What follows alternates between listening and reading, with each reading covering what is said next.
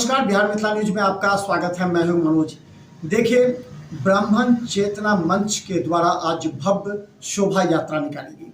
सभी के कंधों पर पीले वस्त्र आकर्षक लग रहे थे और एक एकताबद्ध तरीके से परशुराम की जयंती मनाई गई। देखिए, ब्राह्मण समाज अपने अस्तित्व के लिए और खासकर जो यूजीसी पैटर्न पर जो सवर्ण हैं, जो आर्थिक रूप से कमजोर हैं, उनको मजबूती प्रदान करने के लिए सवर्ण मोर्चा भी लगातार लगता है। और आज ब्राह्मण समुदाय के तमाम दिग्गज, तमाम नेता, तमाम कार्यकर्ता और आम जनता जो ब्राह्मण समाज से जुड़े हुए लोग हैं, आज भव्य शोभा यात्रा के जरिए सरकार को भी दिखा दिया कि ब्राह्मणों की अगर भूमिका होगी तो सरकार भी बदल सकते हैं। लेकिन इस बार ये देखना है कि बिहार सरकार के मंत्रिमंडल में कितने ब्राह्मण समाज के लोगों को इस बार मंत्री पद मिलेगा। और ये बात तय होगा, क्योंकि जिस तरह विजय सिन्हा की बेरुखी पता लग रही है, उससे स्पष्ट है कि इस बार कुछ न कुछ संभव है। तो आज दरभंगा में भव्य शोभा यात्रा निकाली गई।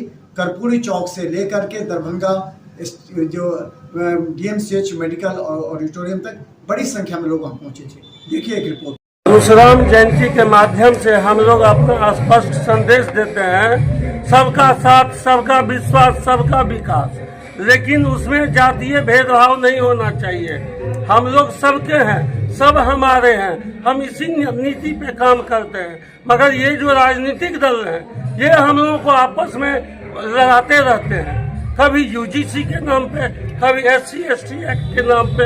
हम लोग आपस में मिलके रहे, ये रणनीति सरकार का होना चाहिए। और परशुराम जयंती के माध्यम से हम स्पष्ट रूप से सरकार को संदेश देते हैं जो भाई आप सभी को समान अधिकार दीजिए।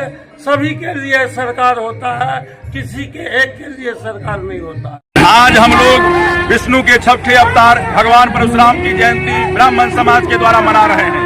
और आपके मीडिया के माध्यम से हम बिहार सरकार को कहना चाहते हैं कि परशुराम जयंती के नाम पर आपको छुट्टी देना पड़ेगा।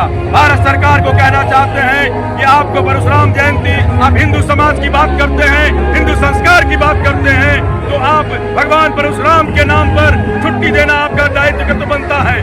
अगर आप ये काम नहीं करेंगे तो ब्राह्मण समाज जग चुका है, और जब जब ब्राह्मण जगा है तब तक सिंहासन को डुलाने का काम किया है। और ये सरकार समझ जाए कि तुम्हारी गद्दी जाने वाली है। और यूजीसी पर हम लोग कहना चाहते हैं, अगर यूजीसी लागू किए तो तुम्हारी सरकार नहीं बचेगी। ब्राह्मण चेतना मंच के द्वारा भव्य शोभा यात्रा निकाला गया है, जिसमें भगवान परशुराम का पूज्य दिनोत्सव भी है जो ऑडिटोरियम में है।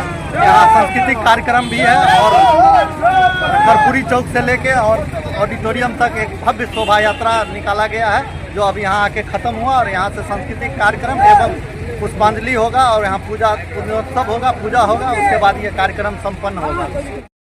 और परशुराम का हम लोग जयंती मना रहे हैं बहुत उल्लास के साथ। और इसी उपलक्ष्य में हम लोग कर्पूरी चौक से प्रेक्षागिरी दरभंगा लहरियासराय में जो है वहाँ तक शोभा यात्रा निकाले हैं। तभी हमारे समाज के जितने भी लोग हैं ब्राह्मण चेतना मंच के अंतर्गत ये शोभा के साथ निकाला गया। यहाँ पुष्पांजलि होगा, पूजा होगा, उसका कार्यक्रम सांस्कृतिक कार्यक्रम से बंद किया जाएगा। अवसर पर भव्य शोभा यात्रा और परशुराम पूजनोत्सव कार्यक्रम का आयोजन किया गया है, जिसमें सैकड़ों की संख्या में लोगों की उपस्थिति है और भव्य कार्यक्रम हो रहा है। आज सभी लोगों को परशुराम जयंती के अवसर पे हार्दिक बधाई, शुभकामनाएं।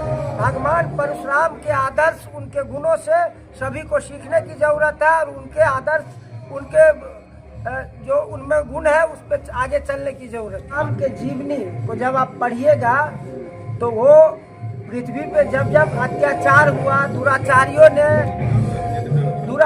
ने अत्याचार किया, या फिर किसी न किसी रूप में जब गलत हुआ तो भगवान परशुराम उसको गलत को खत्म करने का काम किया। सारा मिथिलांचल के लोग उनकी जयंती मना रहे हैं। हम सरकार के मीडिया के माध्यम से आज को हम सार्वजनिक छुट्टी घोषित कराने की कोशिश करते हैं। आपके माध्यम से परशुराम जयंती जब ब्राह्मण अस्तित्व बचाने की बात आई है, तब तक ब्राह्मण अपना अस्तित्व बचाने में लगा हुआ है। यही परशुराम से हमको सीख मिलती है।